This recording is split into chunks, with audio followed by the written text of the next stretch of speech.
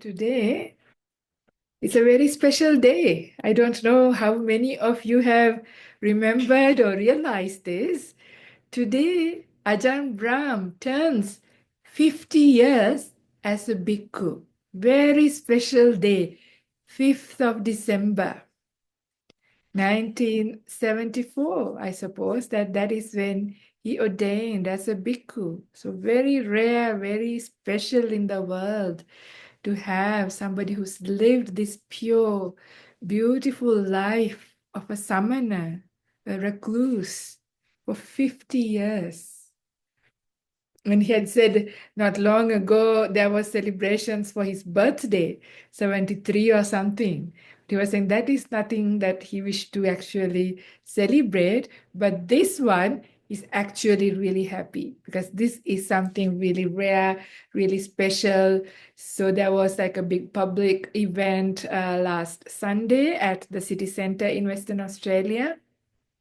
The nuns also had a panel discussion, and it was really nice to hear the voices of so many of his monastic sons and daughters telling all different things and Dhamma. So that has been in my mind. I have also been one of the fortunate people to know Ajahn Brahm for a long time, more than 20 years. And so I was also remembering and recollecting the little teachings, the unexpected ones, the very unusual ones that you have received personally. At the time, you don't even realize that it was a teaching. But reflecting back, you realize, my goodness, that little thing, how much did I learn? So I thought maybe today I will share some of these little anecdotes, little stories, and maybe share a bit of Dhamma that I have learned. So that's what's coming. One of the things that I remember, so I arrived in Perth in 1999 as a university student, not knowing anything about Ajahn Brahm or Buddhism in Australia, nothing. I was coming from Sri Lanka, a Buddhist country, into a Western country. I never expected to meet Buddhism here. Yeah. But I also had a really interesting incident before coming to Australia. Before coming to Australia, when I have just completed my bachelor's degree, I was thinking, what do I want to do with my life? Right? So I was at the crossroads. So just having done only just a bachelor's degree in science, there's not much you can do as a job. Whatever job you do isn't going to earn enough money to even, live a comfortable life.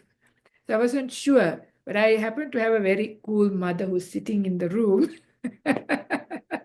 She was a little bit unusual for a Sri Lankan mom, and she actually was quite willing for me to do whatever I wanted. I have told her long ago, at the age of 9, I have decided not to get married. So I told her that I'm not getting married, but she still said, well, if you ever want to get married, you can. And whatever money she had, everything she had, she gave it to me. It's incredible. Everything she had, all of her money, whatever she had, she gave it to me and said, if you change your mind and if you want to get married, you can use it for your dowry. In Sri Lanka, that's what happens. And then I've also sometimes been telling her that I want to do a business open a beauty parlor. I don't know why. But she said, if you want to do that, you can do that also. No problem. Use that money for that. Or if you want to do your higher education, use that for that. Whatever you want to do, you do it. And she just left it. So, which is really, really cool. So then I thought, what do I want to do? I certainly didn't want to get married. And I thought that's really stupid to do a business. It was just, stupid things young people think. So there was only one option left, do some higher studies. What else to do with your life? So that is how I ended up in Australia. So I was thinking, my mom was at the time in US, but I didn't want to go there. I don't know why. This is the really curious thing. I don't know why I chose Australia. When my mother was in USA, and usually most young Sri Lankans, the dream is to go to USA. And there I was, not wanting to go there. and ended up coming to Australia. This is a mystery. I have no idea why, but I applied to come to Australia. But I know why I chose Perth, because I wrote to many different universities, and the response I got from the Murdoch University seemed like a very nice person. So I thought this is the person that I want to do my studies with, and that's the reason I chose Perth. So randomly arrived. And then the first family, for a month, I was so upset. I didn't meet any Sri Lankans, didn't have any Sri Lankan food to eat, young, don't know really how to cook very much. So then the first family I met, they were going to listen to Ajahn Brahm every Friday. They said, oh, there is, a monk, there is Dhamma here. We are going every Friday. Do you want to come? And they said, if you come, we can, you can have dinner with us, and then we can go to the talk. So for me, dinner was the important. So that was the main reason I said, okay, I'm in. So I would go to their house, have a nice dinner, and then follow along and go to listen to this monk who I didn't know who. And my goodness, when I heard the first talk, I was like, wow, these things make sense. These are the things that I've been sort of thinking about in my life, but I never heard. I was a born Buddhist, but at that time, the Buddha's teachings were not really available, not really spoken that much. They were there, but they were not in the mainstream, not that easily accessible. So I haven't really heard the Buddha's teachings. I knew chanting, I could parrot it out, didn't know what I was saying. But, so it was like that. But then I was so inspired. Wow, this is just so nice. And also, he was funny, he was entertaining. It was really, really nice to be able to go. So I looked forward to going. So even then people were saying, oh, he's a famous monk, he's really amazing, all that. But I wouldn't buy into it because, I don't know who this person was. And he wasn't as famous at the time. This was like more than 25 years ago now.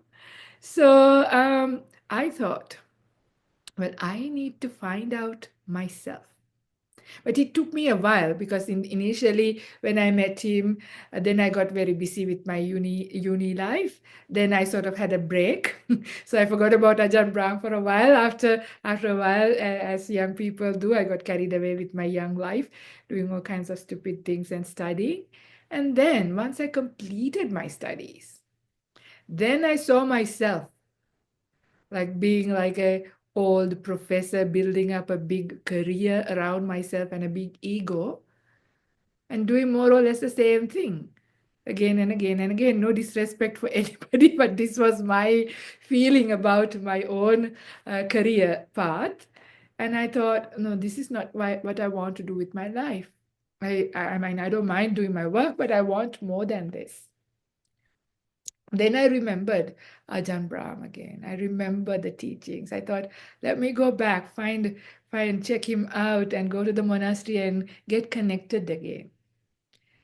So the only way to really get to know was I really wanted to really meet him, ask questions, have many opportunities to spend time. This was my plan because I wasn't going to just believe what other people said that this is a great monk. So finding out for myself, I was really committed. So what I did, I salary sacrificed and went down to just working 4 days a week. So every weekend is a long weekend. So I decided that's the way to get to know. So I decided I would go. Initially, it wasn't a long weekend. Initially, I took Wednesdays off because Wednesdays was Ajahn Brahm was giving a Dhamma talk. So my cunning plan was to go in the morning, offer the lunch, and stay back, meditate, and stay for the Dhamma talk, spend the whole day and come. So I did that for a while, and then I switched to Friday because I realized Fridays there wasn't enough dana at the time. So then I decided to go on Fridays and then even stay at Bodhinyana for a couple of days, like the weekend, as long as they had rooms, I would stay and meditate. So I was really committed to getting to know this monk who everybody said that a great monk. So every day when I go to offer dana, I would go upstairs and talk to him and ask questions, ask about meditation, ask about Dhamma. So this was the early days, still getting to and learning Dhamma. So many questions, a million questions sometimes I would have. So one day, as I mean, on the way there also, I would listen to some Dhamma talks as well, and suttas, teachings. And I happened to hear a sutta called Adi Brahmacharya Panya Sutta. This means this is the kind of, if you want to develop the kind of wisdom that you need to get enlightened, yeah, this is what you need to do. So I was really keen. Okay, that's what I want, right? I want to get enlightened. I want to get wise. I want to build up that kind of wisdom. So I was keenly listening to the suttas. And when I listened to that, I had electricity going around my body. Why? I have never heard that sutta before in this life, but this was what I was doing without knowing.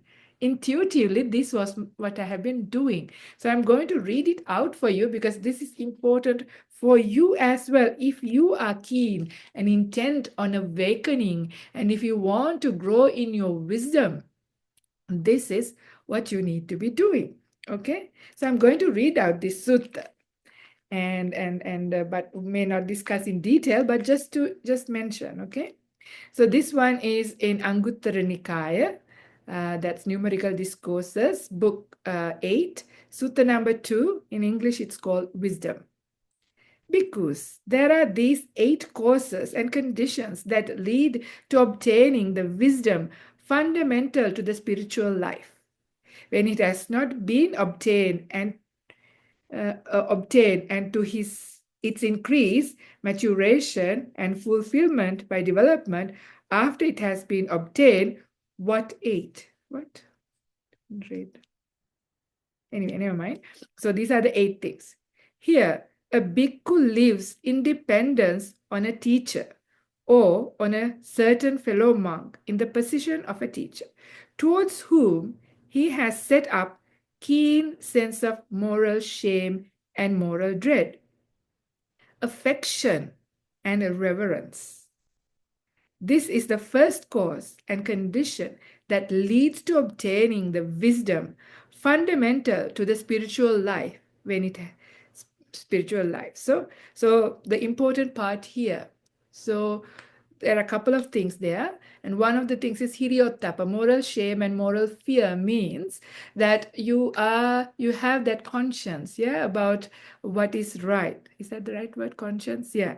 That about your actions by body, speech, and mind. Is it harmful to yourself? Is it harmful to others? So you have a sense of shame to do the wrong thing, shame, or kind of like a, not, you know that others will not be happy if they see you doing it. But also the fear in the sense, the karmic consequences, the retribution of your actions. So you bring those to mind and you try to live your life to your best ability.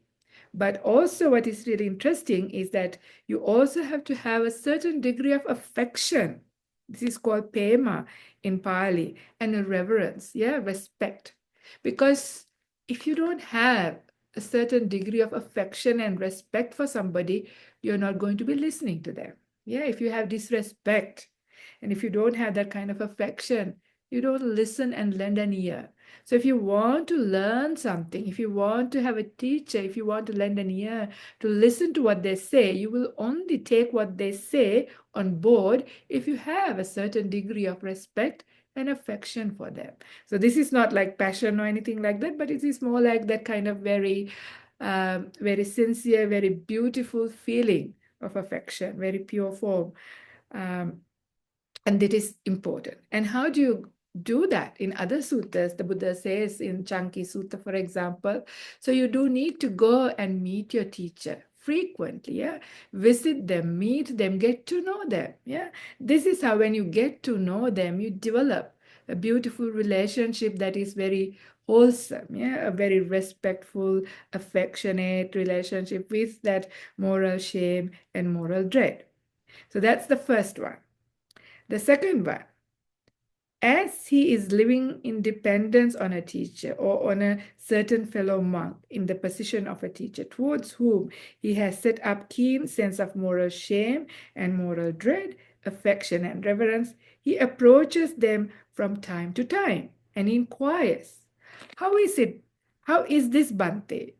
What is the meaning of this? Those venerable ones then disclose to him what has not been disclosed, clear up what is obscure, and dispel his perplexity about numerous perplexing points. So this is the second factor. So pretty much once you have found a teacher, once you have set up that kind of beautiful connection with them, then you visit them. And then you, from time to time, ask questions, discuss, clear up any things that are unclear. So this is really beautiful. And then, having heard that Dhamma, the person resorts to two kinds of withdrawal. Withdrawal in body and withdrawal in mind. This is Kaya Viveka and Chitta Viveka, seclusion of the body and seclusion of the mind. So this is also really important, right? We talk about this very often in the Dhamma talks. I mentioned how important it is to relax. And there it is, yeah? Withdrawal of the body and withdrawal of the mind. So again, seclusion. So now, why I had electricity going? Because I was doing this sequence. Yeah, I was going to see Ajahn Brahm, and my intention was to get to know him and make a good connection, to develop that kind of right relationship with him, and then asking questions from time to time. And then when I started to go every Friday, then I would stay at the monastery, which is a secluded place, to meditate. So I was doing that seclusion of the body, seclusion of the mind. Every week, 2 or 3 days a week, I was doing this. And then he is virtuous. He dwells restrained by the Patimokkha. Well, at that time, not the Patimokkha, because I was a lay person. So I was actually keeping 8 precepts. By that time, I went as a lay person into keeping 8 precepts. So I was just keeping my practice like that. That's the fourth factor. Fifth, he is learned much, remembers what he has learned, and accumulates what he has learned. So again, learning and teaching the Dhamma. So this is also what I was doing, reading, understanding, discussing, getting the meaning. By this time, I was also learning a lot from Ajahn Brahmali as well. So learning the Dhamma. So this is the fifth factor. So finding a good teacher, having the right kind of relationship or attitude towards them. Second one is asking questions and discussing and clarifying your Dhamma. Third one is seclusion of the body and mind, that is meditation and living in quiet, secluded places. Fourth one is your virtue. Fifth one is being learned. Yeah.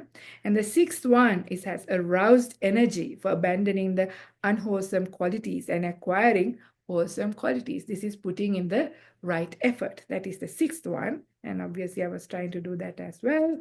And then the seventh one, in the midst of Sangha, he does not engage in a rambling and pointless talk. Either he himself speaks on the Dhamma or he requests someone else to do so. So this is called noble silence. This is the place the noble silence come up in the suttas. Arya what do you call it? Tusnimbhuta. Yeah. So this is the place. So, no just unnecessary chit chat. And actually, when at that time, when I was so inspired by the Dhamma and really, very inspired to practice, at that time, I was completely disinterested with all this, small talk. So anytime it was really was more on the Dhamma. So that was also really beautiful. And the last one is dwell contemplating arising and vanishing in 5 aggregates. Well, that's a bit advanced. That I'm not sure I did because that comes at advanced Vipassana practice. This is a later course, but never mind. So I've started the process. Isn't that wonderful? That's a really good sequence. So this is very helpful to know that this is the recommendation by the Buddha. So, so many little teachings that I received in my numerous interactions with Ajahn Brahm. So these are the stories that I'm going to tell you, starting from a birthday, because we were talking about birthdays and anniversaries. So of course, I've grown up celebrating my birthdays.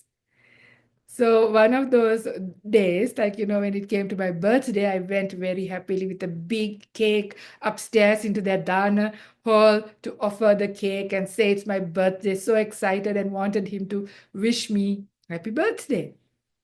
You know what he did? He asked me, "Is this your death cake?" Imagine. I was a young girl, right? And so excited to celebrate my birthday and did not expect this. "Is this your death cake?" he said. In the beginning, my whole face fell down. I was like, what? Then I thought, why did he say that? So he was completely not like into celebrating my birthday. But later I reflect, what am I celebrating? Why am I celebrating birth? You know, it takes a while. This is the thing. Some of his practical teachings takes a while sometimes for you to get it. So at the time, but it is very like, it's really like significant, right? Because you don't expect that. And he did not wish me happy birthday. so, so completely and sometimes you might even get upset, right? But that's the teaching. But you know that he's kind. And you know that this is the real birthday gift that he's trying to give me. Is to show the pointlessness of these things, the stupid habits. What are we celebrating? Wasting money, wasting time, and eating cake is no good for anybody as well, right? All these things are concepts, conventions, very commercial things. It's much better to do much nicer thing. I mean, at least I took dana and I wasn't having a big birthday party elsewhere and getting drunk at least. But still, so this is really nice. That's just a small one, but still, when I reflect back, I realized that actually went in. And since then, that conditioning had a little bit of a break. So that was the death cake story, not a big story, but something that happened that I remembered. And another time, another occasion, what else comes to my mind? I actually did write some of the little things in case I forget. Um, so another time, I took one of the Sri Lankan monks who has come to visit to the Sri Lankan temple. They have heard about Ajahn Brahm. By this time, Ajahn Brahm was quite famous, so they wanted to go and pay respects. So I said, okay, I'm happy to drive them with some other people. So I took them. So I called Ajahn Brahm and made an appointment. So Ajahn Brahm gave half an hour to meet this monk. And he was a city monk. I don't know, you understand. So not somebody who was meditating or anything, but more like teaching, and probably a good person, but not a meditating monk or anything like this. So, and his intention was to go pay respects to Ajahn Brahm. So when we went upstairs into the dana hall, Ajahn Brahm was there on time, received this monk, and the moment he came, the thing that we all have to do as monastics is to ask, when have you been ordained, to find out who is more senior. So when that monk said his ordination date, it so happened he was 6 months senior to Ajahn Brahm. So this monk would have also celebrated his 50 years of being a monk or more. So immediately Ajahn Brahm got off his seat and offered his seat to this monk. This monk nearly fainted because he went there to pay respects to Ajahn Brahm, and Ajahn Brahm was offering his seat, right? And he refused. It was so uncomfortable for him. So Ajahn Brahm then didn't push him. But Ajahn Brahm went down and bowed down to this monk because he's senior, yeah. So it was so difficult for this monk because he went to pay respects to Ajahn Brahm. It was really strange for me as well. But this was what happened. But what is more interesting was, of course, he gave his time. This monk didn't have any much questions to ask. He just only wanted to see Ajahn Brahm, the famous monk. But of course, Ajahn Brahm didn't say, okay, then if you're finished, then I'll go back. He didn't do that. This is a beautiful quality if he gives you time. If you give a promise, he keeps it. So because he's given half an hour, he gave the full half an hour, even though there was nothing to do, nothing important. Monk wasn't asking any questions. Then he said, "Would you like to see some kangaroos?" The monk said yes, because he's new in Australia. And then Ajahn Brahm took this monk and myself to the forest to see kangaroos. And he knew where to find kangaroos. So we went for a walk and we saw kangaroos. The other monk was so happy. So we were just, feeding kangaroos something or the other, and spent some time there in the forest. And the whole time I'm thinking, oh, so terrible to waste that time, but what to do? I didn't know. Yeah. But then when it came to that half an hour, then Ajahn Brahm said, now I have to go to my next appointment. And there and then, on the ground, on the gravel of the forest floor, he went down and bowed down to this monk and left. It's like really humbling, really, really sweet moment, just to see, it wasn't like I'm this famous, big, pure, good, highly attained monk, and there is this other, city monk who's just come like a tourist to, see.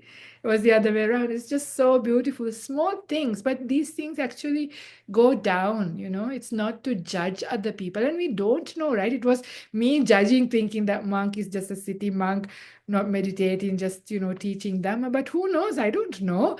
It's never good. And it's good to just keep to how the Buddha recommended. If you're just senior, you just pay respects. You don't judge people. You don't say who's more pure or not or whatever. This is what you do. So beautiful. So simple things, nothing significant, but that takes away that judgment. So since then I decided, yeah, it's not my thing to see who's worthy of respect or not. You just do that, and it's a powerful thing. It's quite beautiful. So that's that story.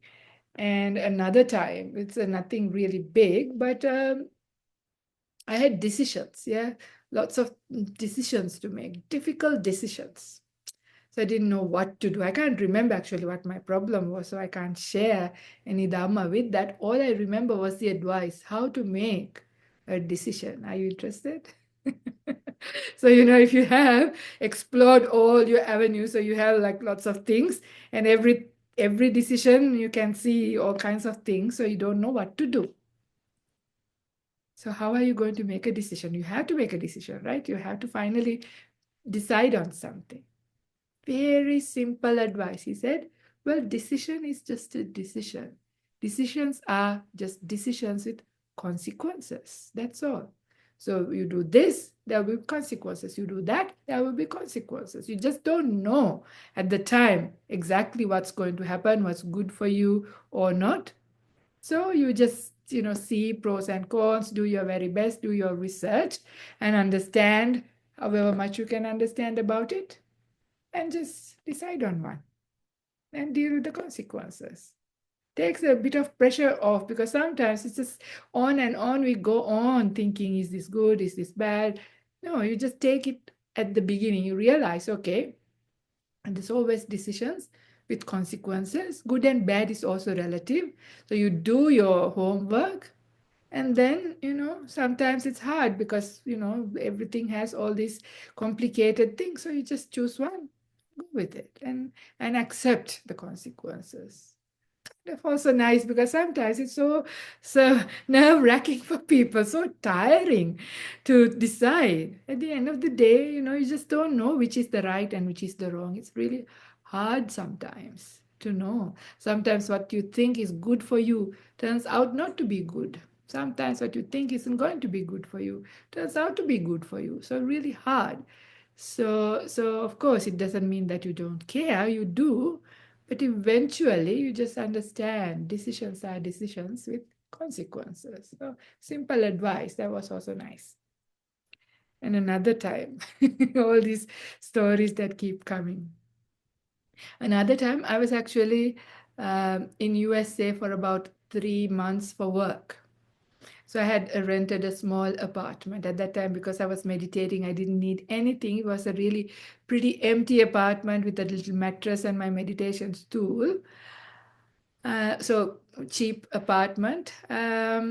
But couple of days after I moved in, I discovered there are a lot of cockroaches. They're not the really big ones, they're the really small cockroaches. So many of them. And I'm sleeping on the floor, right? So they're crawling all over me at night. So not very pleasant, not a nice thing to do. But what to do? There's so many of them. So I remember, like usually Ajahn Brahm's advice is to keep your place clean. So try to avoid the circumstances of getting these kind of pest infestations. That's his advice. Avoid it. Yeah, avoid it. But the thing is, my apartment was already very empty. There was nothing there. But being an apartment, you have people living on top, on bottom, on either side, and these things come through the drainage system. So you can't go and clean everybody else's apartment. So because there's, dirt and stuff, they are there in the whole building. So there's nothing much I can do, except the only thing is just to put things so that it kills the things. And I didn't want to do this. So I actually wrote to Ajahn Brahm. Oh, I called him, I think, and asked now what to do. I can't kill so many of them also. Yeah, they're small. But also living with them is so difficult. So what to do, I asked him. So this may not be advice for everybody because these are uh, depending on situation for different situations. So don't take this advice as your personal advice. This was the advice that I received for that occasion for myself. So he asked me, so if you are to live with them, is it going to kill you? I know definitely it's not going to kill me. With cockroaches, I'm not going to get any illness that's going to kill me. That I knew. I didn't have little children or anything else. It wasn't going to kill me. Then he said it's much better to live with them rather than killing them. And I was also there only temporarily, right? Only for 3 months. Can I put up with cockroaches crawling over me? I mean, keep my apartment as clean as possible. And whatever else is there, he said it's much better not to kill them, but I'd rather live with them. So I had to live with cockroaches for 3 months. So anyway, that was quite beautiful because it's such a difficult decision, right? Everybody else would just put some baits and get rid of them. And also you feel really yucky sometimes. They're crawling all over. You know where they're coming from. They're coming through all the toilets and drainage, and then they're walking all over you. To take a shower, wear some new clothes, and you're okay. So that was the cockroach story. The next one is also, this was the time that I was now trying to sell my house to become a nun, right? So house inspections come. So one morning, when I had a house inspection, I had cleaned everything, but there were so many ants on the stove. So, like people are coming to inspect the house and the whole stove is covered with ants. What am I going to do? Again, poor John Brown, these are stupid things people do. But, it's incredible incident. So I actually, instead of going to work, I went to see him. I said, oh, this is happening. I really need to sell my house. I've been waiting for months and months. And finally, there's somebody coming. Looks like a hopeful buyer, but the stove is covered with ants. I don't think they'll buy the house. He said, oh, don't worry. Ants come, ants go. Don't worry about it. That's all he said. What can you do anyway? What can he do? I don't know. I'm also stupid. Just going and telling him all these little things. But I came home. I don't know what happened. The ants were gone. The ants have gone. I don't know whether he did something or what he said was true, that ants come and ants go. Maybe there was something that they wanted to eat and it finished and they left. I don't know, but ants are gone at that time. But there is also the suttas. So maybe there is some truth to it. There is the Kanda Paritta. Yeah, the Buddha also recommend that you can chant Kanda Paritta if you have pest infestations and things like that. And it seems to work. I don't know, but this is something that actually happened. I don't know how it happened, but it happened. So these are small little, maybe nothing much Dhamma stories, but stories. But here comes a more Dhamma story, more interesting story. And this one I also shared last Sunday with the panel, but it's quite a nice one. So some of you may have not listened to it or may not never listen to it. So I will share it here as well. And this was soon after we completed Dhammasara main building project. So I was the building project manager working really hard. So you could imagine maybe like what kind of mind state, get going to get things done, being on top of things and really kind of, the mind's momentum is quite fast at that time still because it just completed the building project. And then that was the day we were having our very first Bhikkhuni ordination in our new complex. So very special day, even for Ajahn Brahm, because he's been, it was his dream to have a monastery for the nuns, a good one, and to, give the opportunity for women to have higher ordination. So this was a pretty important day even for him as well. So it was an important day, and there was a lot of monks and nuns. So we all gathered in our dining hall. So the meditation, the ordination ceremony is happening in the meditation hall, and all the guests are coming in, getting ready. So our plan was for the monastics, to the monks and the nuns, to go in a procession and enter the meditation hall at a particular time. I think it was around 2:30 in the afternoon. So until that time, we were all gathered at the dining hall.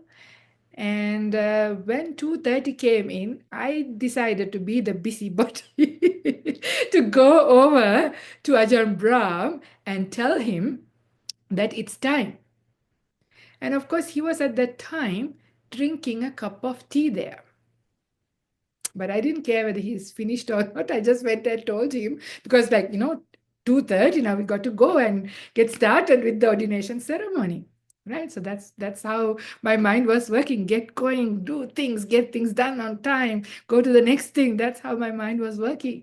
So obviously I was following that momentum and went up to him and said, and then he looked at me. He turned his head towards me. He was very kind, but he was also very firm. And he firmly told me, "You do not disturb an Englishman when he is having his cup of tea." I was like, "What?" I didn't say that. In my head, I was like, "What? There's an ordination ceremony. All these monastics are waiting, lay people are waiting, and we all have to wait for you to drink your cup of tea." Anyway, that's what I thought at the time. Never mind what to do. Anyway, he's not going to get up. So I went to a corner. From a distance, I observed him. I mean, all the other monastics were they were chit-chatting, when people are together, so they were all busy. So I was in a corner, in a distance, watching Ajahn Brahm. He was completely unhurried, completely relaxed.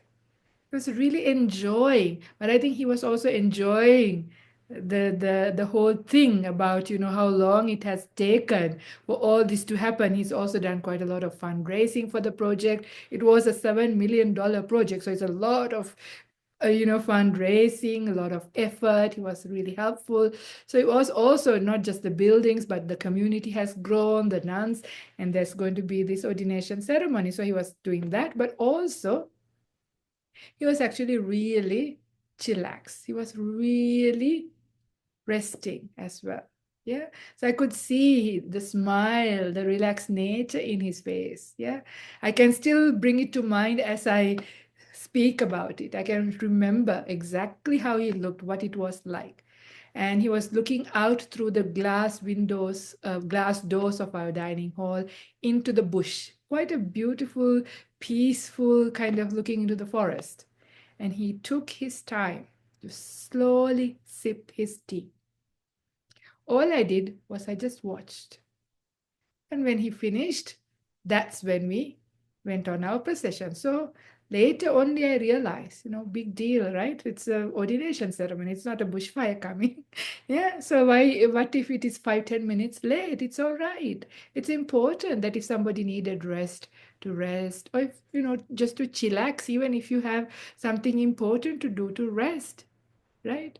So at that time, even the Ajahn hasn't coined the term chillax to the max, but that's what he was doing. So it took me many years to put everything together to reflect back. But what has gone inside, what I saw has actually done its work. Because that's the time that I've just completed. And then I actually started quite a bit of retreat time to unwind and come back to being a normal monastic, not a business person. So when I was on retreat, I didn't realize that I was doing what he was doing, but it has gone in that every day I would just chillax because nothing much to do when you're on retreat, right? There's only so much meditation you can do. And at the beginning, of course, I couldn't meditate that much because my mind was still unwinding and still, in a strong momentum. All I did was most days sit out in my walking meditation path and just sip some tea or some hot water or just even sit and just look into the bush. I didn't realize at the time, only later I realized that was a very timely teaching. I don't know whether he planned on it or it just happened, but that's exactly what I needed to unwind. Yeah, to really stop that momentum of going from one to the other, so important, get things out of the way kind of momentum, to drop things, even when there is busyness, to be able to sit and sip your cup of tea. Now, many times you hear this, I mention in many Dhamma talks all the time how important it is to rest, yeah, even to go for a walk, to have a cup of tea, to have time to relax is so important.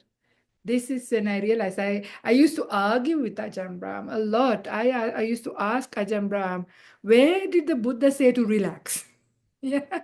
Buddha says, Chandan janeti, vayamati, viryang arabati, chittam pagganhati, padhati. That means, you incline your mind, you put in effort, you exert yourself to the max. Yeah. So you exert is what the Buddha's teaching says. So I used to argue for years. This is how stupid sometimes we can be. But Ajahn Brahm always insisted, no, no, no, you got to relax. Especially you got to relax. So then I get even annoyed with him for telling me to relax. So I want to get my act together and get my meditation together. So I want him to tell me how to put in my effort. All he says is, no, no, you got to relax. So again, took a long time. But the thing is, more than the words, it was that memory of seeing him drink that cup of tea and chillaxing. That was a very powerful teaching, a very timely teaching for me. And even to this day, I still do it. Yeah, I didn't realize what I was doing and what conditioned me. Only when I was reflecting back, I realized that's the time that I got conditioning. Beautiful teaching, powerful thing, especially for a person like me to really change my character quite a lot after the building project. This was a very significant thing. Drinking a cup of tea like an Englishman. I don't know, that's what he said. Taking time and not thinking anything, just being with the tea, just staring outside. And also watch the trees grow. This is one of his teachings as well. So that's pretty much what he was doing, watching the trees grow. And these days I also do this a lot. Yeah, just watch the trees grow at sun. And it's actually highly recommended. It's really important because for most of us, many times, our mind is actually not ready to sit and watch the breath, to meditate, or do any kind of practice because we are far too busy, far too tired, not have had enough good sleep, sickness in the body, a whole heap of all of those things. Our bodies and our minds are not ready. So that is why he kept insisting, and insisting on relaxation. Yeah, it's a prerequisite. And then one day, I finally came across some of the teachings. Yeah, and the Buddha says the 4 foundations that you have to build up all of the factors for awakening. all the 37 factors for awakening, all of them are to build on the foundations of this. Also, I repeat all the time, Viveka Nisitang, Viraga Nisitang, Nirodha Nisitang was Sagga Parinami. So Viveka, this is that seclusion. Here also in the sutta also I mentioned the Kaya Viveka, Chitta Viveka, that means seclusion of the body and seclusion of the mind. Yeah. So this Viveka is a critical factor, a foundation before you can do anything, even before you put in the right effort, before you have right view, before you have anything. Seclusion is important. So that is why even to this day you hear when you go to retreats, you know, if you've been on his retreats, 9-day retreats, he chase people back to the rooms. For the first 3 days, they say, go back, sleep, catch up with your tiredness. Yeah. Sleep, eat, sleep, and have a good rest first. Only after the 3rd day only he started to slowly encourage you to sit. And that is because this is so important to rest, have that seclusion. So that was a very, very powerful teaching, more than the words. I mean, he says all these things which I'm repeating here now.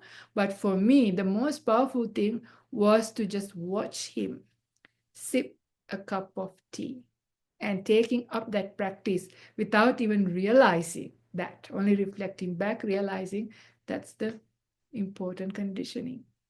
So watch out for these things. Sometimes when you see something that is inspiring and powerful, it goes inside much stronger and it conditions you. Yeah.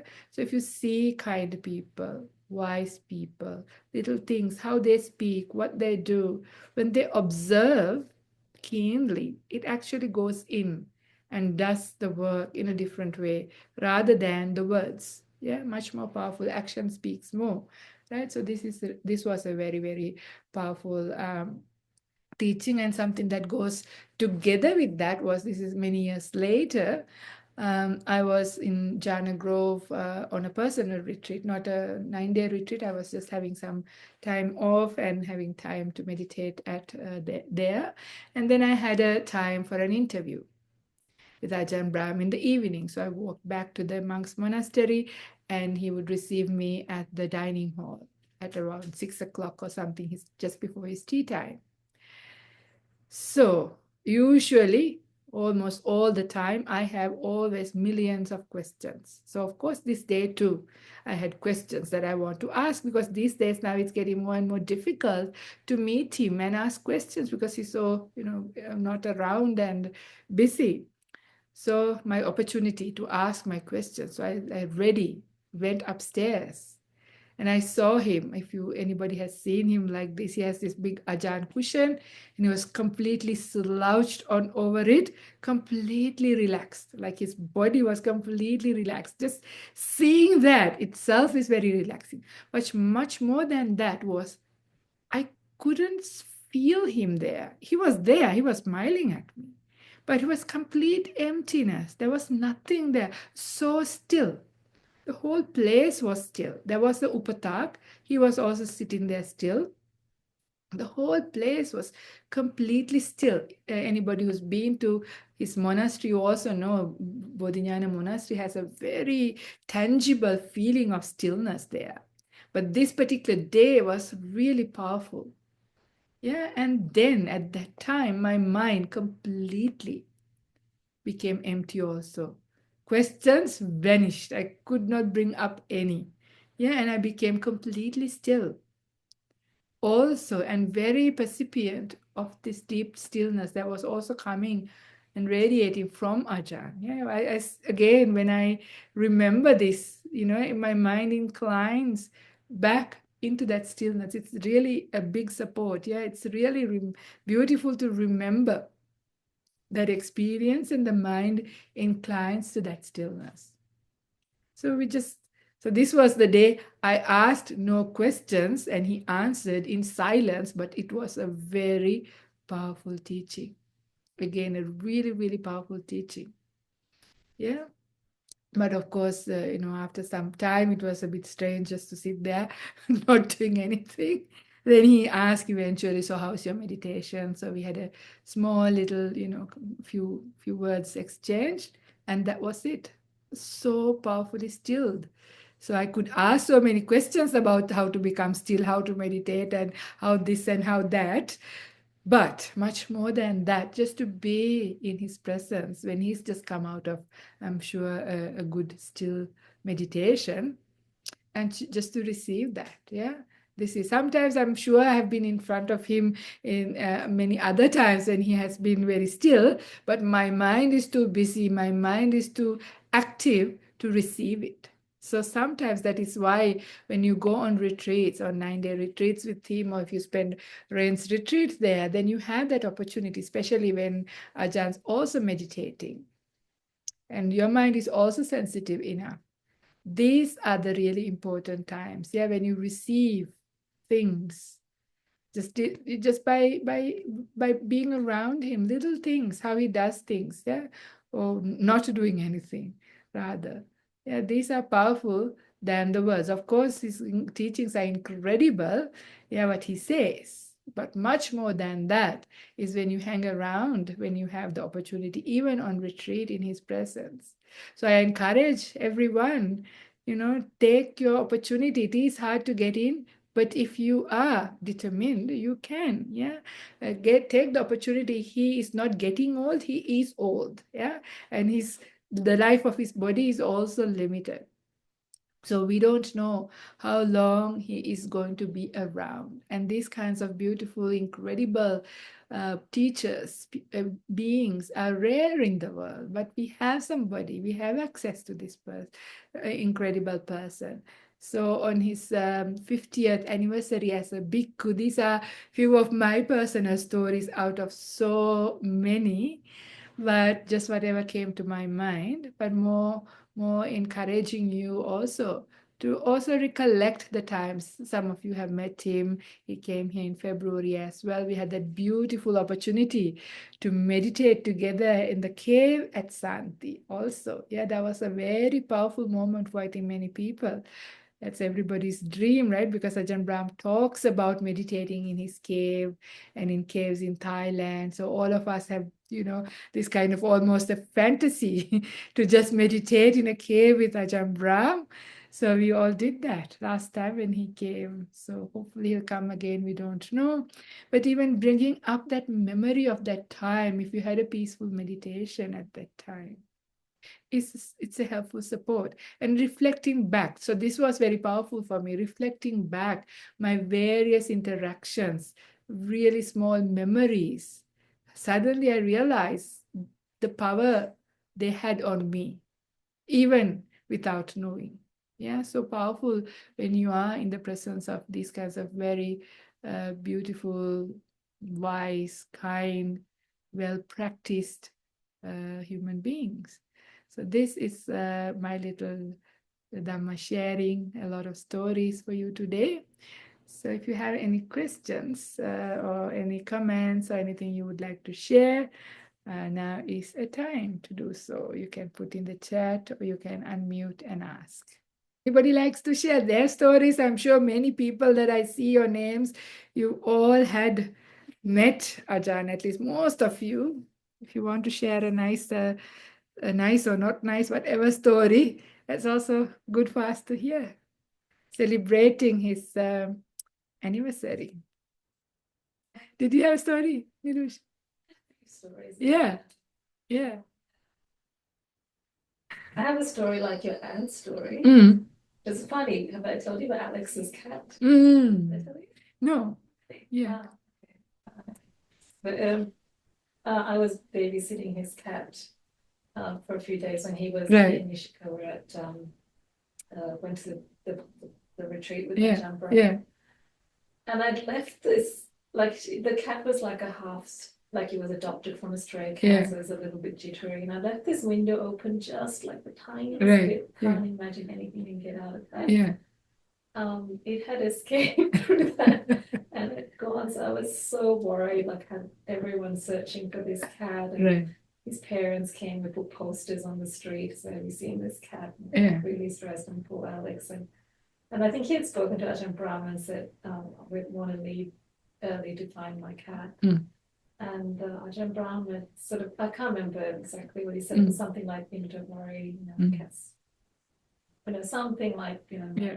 Well, Alexa and Ishika is on the screen Oh, here. well, They can tell the you story. can tell the story about exactly what Ajahn Yeah. said to you.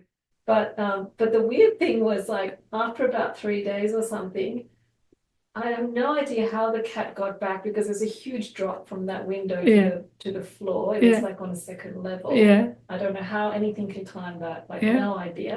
And that window was all still like really Yeah. not Small. that much. Yeah. I mean, I think I opened it more just in case, Yeah. but Cat was back. Yeah. it came back. I heard something in the middle of the night, shut the window, and then it was back.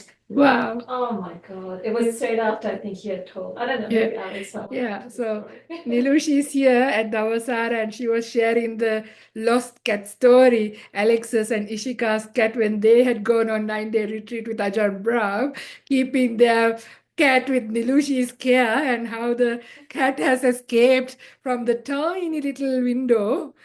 And then Alex and Ishika apparently was going to leave the retreat a couple of days early to come and find the cat. And Ajahn Brahm had said, "Oh, don't worry, the cat will come," or something. We don't know. Nilushi can't remember if Alex or Ishika wants to say exactly what Ajahn Brahm said. But true enough, the cat has appeared back in her apartment when there was like a huge drop, and she can't understand how it went out or came back, but was back again. A weird cat story. Thank you, Nilushi, for sharing. Okay, everybody, thank you for being here. Thank you for listening. See you again next week. Okay, bye-bye.